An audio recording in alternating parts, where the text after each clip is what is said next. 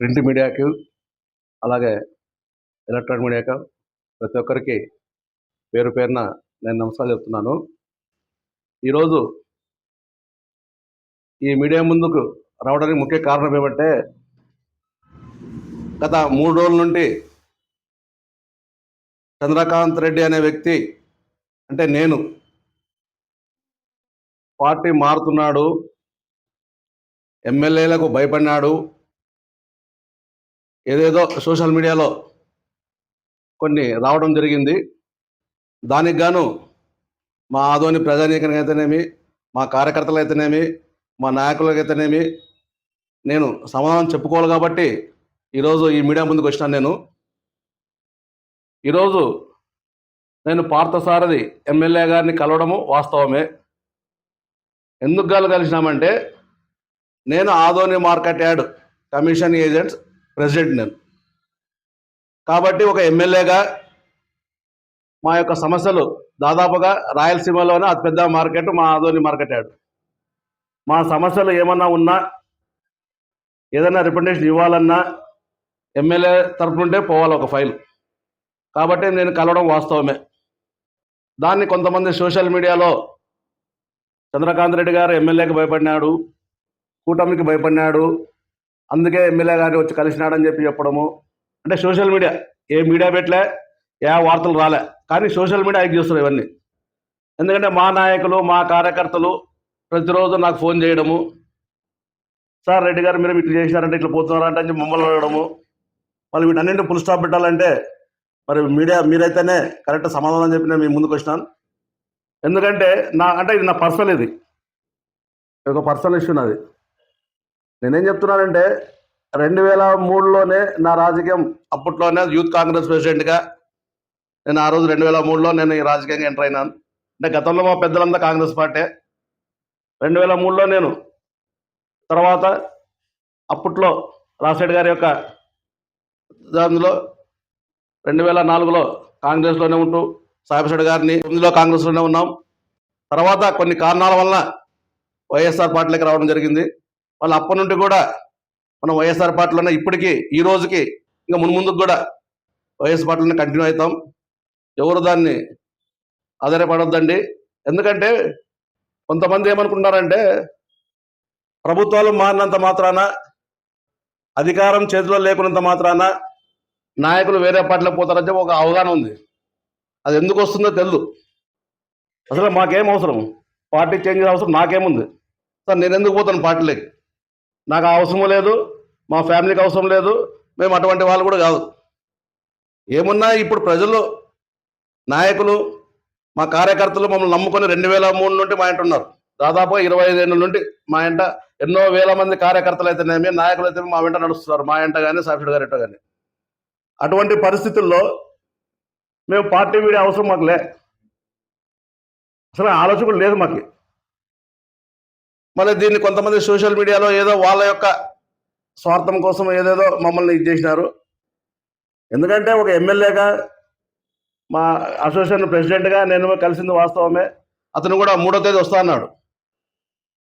మా అసోసియేషన్కి 3వ తేదీ డేట్ ఇచ్చినాడు. మళ్ళీ 3వ తేదీ ఆ రోజు కూడా నేను అతని పక్కన కూర్చుంటాను, మా యొక్క సమస్యలు మేము విన్నవించుకుంటాం అతనికి. ఇవన్నీ ప్రక్రియ. ఇవన్నీ ఈరోజు గవర్నమెంట్ చేంజ్ అయిన మాత్రాన, మాకు అధికారం లేకున్నా మాత్రాన, ఈరోజు అధికారం లేకున్నప్పుడే నిలబడి మా కార్యకర్తల్ని, మా నాయకుల్ని కాపాడుకునే వ్యక్తి నేను.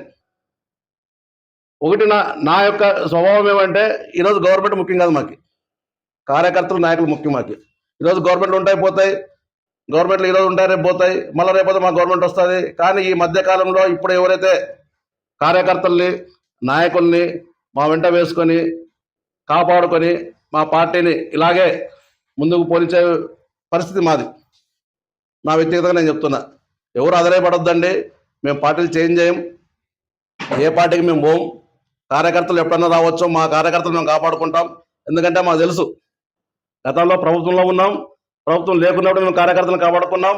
ఇప్పుడు కూడా ప్రభుత్వం లేకున్నా కానీ మేమేం అధైర్యపడము, మేము ఇది కాము. మా కార్యకర్తలను వెన్నుంటి ఏ వచ్చినా, ఏ విషయంలో అయినా కానీ మా కార్యకర్తలను కాపాడే స్వభావం నాది. ఎందుకంటే నా పర్సనల్ కాబట్టి నేను చెప్తున్నా. దీంట్లో ఎటువంటి డోకా లేదు, పార్టీలు చేంజ్ చేసే అవసరం లేదు మాకి. అందులో మా ఫ్యామిలీ ఎస్పెషల్లీ మా అర్ధగిరి యొక్క ఫ్యామిలీ ఆదంలో ఎక్కడన్నా పోనీ, ఏ వార్డులన్నా పోనీ, ఎక్కడన్నా పోనీ, ఏ పల్లెటూరులో పోనీ ఒక వ్యక్తిగత రికార్డు ఉంది మాకు. దాన్ని కాపాడుకోవాలి మేము.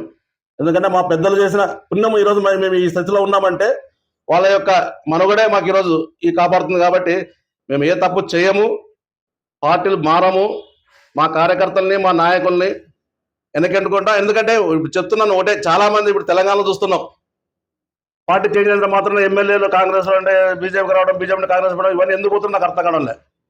కానీ మేము నా వ్యక్తిగతంగా ఆ పని నేను చేయను. ఎప్పుడైతే కార్యకర్తలను కాపాడుకుంటా ఇప్పుడు ఉండాలా, నాయకుల యొక్క లక్ష్యాలు ఇప్పుడు బయటపడతాయి. ప్రభుత్వం ఉన్నప్పుడు అధికారం ఉన్నప్పుడు కాదు, ప్రభుత్వం లేకున్నప్పుడు అధికారం లేకున్నప్పుడు కార్యకర్తలు ఎలా కాపాడుకోవాలా, నాయకులు ఎలా కాపాడుకోవాలనేది ఇప్పుడు తెలుస్తుంది. ఇన్ని రోజులు మా పరిస్థితి ఎట్లుందంటే ఆదంలో, అంటే వాస్తవం నేను వాడతా ఎప్పుడే కానీ నేను మనసులో పెట్టుకోను. 2004 నుండి ఎమ్మెల్యేగా ఉంటే ప్రభుత్వం ఉంటుండే, ప్రభుత్వం ఉంటే ఎమ్మెల్యేగా ఉంటుండే. ఈ 20 ఏళ్ళు అలా జరిగింది మాది సాయిప్రసాద్ గారి యొక్క నాయకత్వం. ఈరోజు ఎమ్మెల్యే గారు లేరు, ప్రభుత్వం లేదు మాకి. ఇది క్రూషియల్ మాకి. గతంలో 2004లో కానీ 2009లో కానీ 2004లో ఎమ్మెల్యేగా ఉన్నప్పుడు ప్రభుత్వం మాదే, సాయిప్రసాద్ గారు ఎమ్మెల్యే. 2009లో మీనాక్షి గారు ఎమ్మెల్యే, ప్రభుత్వం మాది. అదే మరి 2014లో ప్రభుత్వం వాళ్ళు, ఎమ్మెల్యే మేము. 2019లో ప్రభుత్వం మాది, ఎమ్మెల్యే మేము. కానీ ఇప్పుడేమైంది, 2024లో ప్రభుత్వం లేదు, ఎమ్మెల్యే లేదు. ఇటువంటి పరిస్థితుల్లోనే మరి ఒక నాయకుడు కార్యకర్తలను కాపాడుకోవాలా, ఒక నాయకుల్ని ఎంటేసుకోవాలా, ప్రజల యొక్క కష్టాలు కూడా తీసుకోవాలా. ఎందుకంటే ఏదో రాజకీయం ఉంటే, ప్రభుత్వం ఉంటేనే ప్రజలకు సేవ చేయాలని అవసరం లే. రాజకీయాలు లేకున్నా కానీ మేము సేవ చేస్తాం. మా పెద్దలు రాజకీయాలు లేకున్నా కానీ సేవ అప్పటి నుండే సేవలు చేసుకుంటూ వచ్చినారు. అప్పట్లో మా పెద్దలు ఎమ్మెల్యేలు కాలే, ఎవరేం కాలే. కానీ ఇప్పుడు మాత్రము ఏదో ఒక ధోరణితో మేము రాజకీయం చేసుకుంటూ పోతున్నాం తప్పితే మేము తప్పు రాజకీయం చేయము, తప్పుడు పనులు చేయము. నా జీవితంలో అంటే 2003 నుండి నేను పార్టీగా యూత్ కాంగ్రెస్ ప్రెసిడెంట్గా ఉన్నప్పుడు అంటే ఒకసారి కౌన్సిలర్గా అయినాను, ఒకసారి కోఆప్షన్ మెంబర్గా ఉన్నాను. ఎప్పుడు కూడా ఏ మచ్చ లేకుండా నేను రాజకీయం చేస్తున్నాను. ముందు కూడా ఈరోజు మాకు అధికారాలు సెకండరీ, ప్రభుత్వాలు సెకండరీ. మాకేం కావాలా, ప్రజలు కావాలా, మా కార్యకర్తలలో మా నాయకులు కావాలా, ఒక పద్ధతిలో మేము పోతాం. రాజకీయం అనేది ఒక పద్ధతి చేయాలి ఏదైనా కానీ. ఈరోజు మేము 2024 ఓడిపోవడం కారణమేమి, కొంతమంది చేసిన తప్పుదం వల్ల మేము ఈరోజు ఈ స్థితిలో, అంటే మా ఎమ్మెల్యే సాయిప్రసాద్ గారు ఓడిపోవడం కారణం. కాబట్టి అది పునరావృతం కాకుండా 2024 నుండి మరి నెక్స్ట్ కౌన్సిల్ ఎలక్షన్స్ వస్తాయి, సర్పంచ్ ఎలక్షన్స్ వస్తాయి. మరి దానికి డీటెయిల్స్ సమాధానం చెప్తాం, అందరిని కలుపుకోబోతాం. కార్యకర్తలు అయితేనేమి, నాయకులు అయితేనేమి, మరియు ఆ పార్టీని పూర్వవైపు ఎలాగైతే ఉందో నేను కానీ, మా సాయిప్రసాద్ గారు అయితే, మా నాయకులు గారు అయితే, మా కార్యకర్తలు కూడా అందరూ కలిసిమెలిసిగా ఈరోజు రేపు ముందు ఫైట్ చేస్తాం. ఇది ఏ ఇబ్బంది ఏమి ఉండదు. ఇప్పుడు ప్రభుత్వాలు మారినంత మాత్రాన, అధికారం లేకుండా మాత్రాన మనం ఇబ్బంది పడే అవసరం లే. మనం కరెక్ట్గా రాజకీయం చేసేటప్పుడు, కరెక్ట్గా మనం ఉన్నప్పుడు ఎవరికి భయపడే అవసరం లేదు. మా కార్యకర్తలు అయితేనే, మా నాయకులు చెప్తున్నాను. కాబట్టి ఈ సోషల్ మీడియాలో ఏదైతే వచ్చిందో అది పుకార్లుగా చెప్తున్నారు. కాబట్టి దాన్ని మీరు నమ్మొద్దండి. మా నాయకులు కానీ, మా కార్యకర్తలు కానీ ఎంతోమంది నాకు ఫోన్ చేస్తున్నారు, రెడ్డి మీరు పోయి కలిసి వచ్చారంట, మీరు పోయి ఇది వచ్చారంట. అవును, కలిసింది వాస్తవమే. అసోసియేషన్ ప్రెసిడెంట్గా నేను ఇన్వైట్ చేసింది వాస్తవమే. రేపు 3వ తేదీ మా అసోసియేషన్కి వస్తున్నాడు. ఆ రోజు నేను గార్లెండ్ వేయాలా, సేల కప్పాలా, ఇవన్నీ మామూలు కార్యక్రమే. ఒక ఎమ్మెల్యే అయిన తర్వాత మా ఎమ్మెల్యే ఎవరంటే నేనేం చెప్తాను, పాస్ అవుతా అంటాను. అంతేగాని ఇప్పుడు మా సీఎం, రాష్ట్ర సీఎం ఎవరంటే ఏమంటాము, మేమేమంటాము, చంద్రబాబు నాయుడు అంటాము. జగన్మోహన్ గారు ఉన్నప్పుడు తెలుగుదేశం వాళ్ళు చంద్రబాబు అంటుండే, వాళ్ళు సీఎం ఎవరంటే జగన్మోహన్ రెడ్డి చెప్పాలి, వాళ్ళు తెలుగుదేశం వాళ్ళు కూడా. కాబట్టి ఈరోజు అది మనసులో పెట్టుకోవాలి కార్యకర్తలు అయితేనేమి, నాయకులు అయితే, ప్రజలు కూడా. అంతేగాని ఈరోజు ఏదో సీఎం చేంజ్ అయినంత మాత్రాన మా పార్టీ నాయకులు వేరే దగ్గర పోతారు, అది పోవడం వాస్తవం కాదు.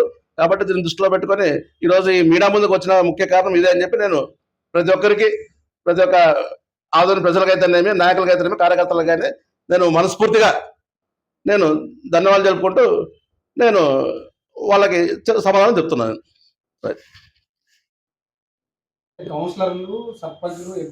ఎవరు ఏ కౌన్సిలర్లు కానీ ఎవరు ఇద్దరు పోతారని తెలుసు. మన కూడా సపరేట్ చెప్పారు, ఒక 2-3 పోతారని మాకు తెలుసు.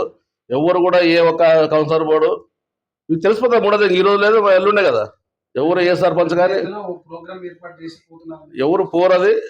అందుకే మాకు తెలిసినంత మాత్రాన ఎవరు పోరు కూడా. ఇదంతా చెప్తున్నారు కదా, ఊరికే ఒకరికొకరు మాట్లాడుతూ తప్పితే. ఇప్పుడు ఏం చెప్పినారు ఫస్ట్లో, ఆల్రెడీ 14 మంది కౌన్సిలర్లు పోయేసారు. పోయి దాదాపు 10 రోజులే.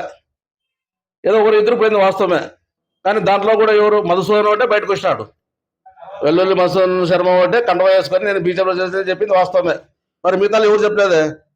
15 రోజుల నుండి ఆదులో టాక్ ఉంది. ఇది పోతారు పోతారు పోతారు పోతారు అని చెప్పి ఎవరన్నా ఒక పర్సనల్ కానీ నాలుగు కానీ పర్సనల్ కానీ స్టేట్మెంట్ ఇస్తాడా నేను బీజేపీలో పోతాను కానీ లేదంటే కూటమి ప్రభుత్వంలో పోతాను చెప్పి ఎవరు ఏ కౌన్సిల్ చెప్పలేదే. కాబట్టి ఎవరు కూడా పోరు.